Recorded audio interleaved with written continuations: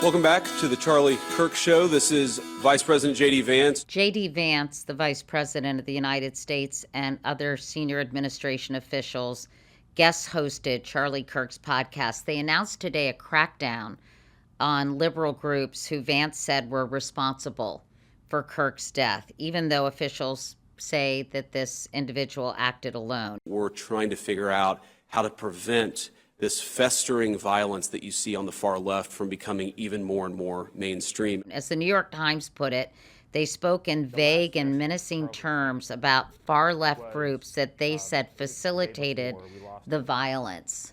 What's your reaction to that? Oh, they're missing the moment. They've got a moment to show true leadership, true statesmanship, to be the very best of who we are, to live out our faith and our values, and not to respond to this in a way that creates more us versus them. I think the fundamental concern that I have for our country right now is this intentional division where you try to turn one part of the population against another. I think it's against everything that we talk about being as Americans. I think about the Pledge of Allegiance, where we actually pledge, and we have our kids pledge to keep the country indivisible.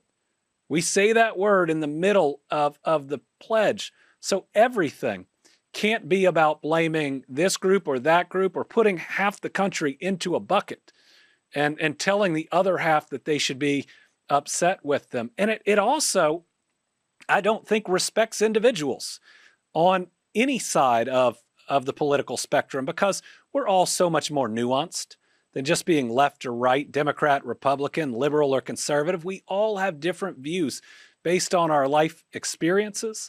And so this attempt to just grab this, blame it on a group instead of an individual who created a horrific act, but then use it to again turn people against each other, I just think it's the wrong approach.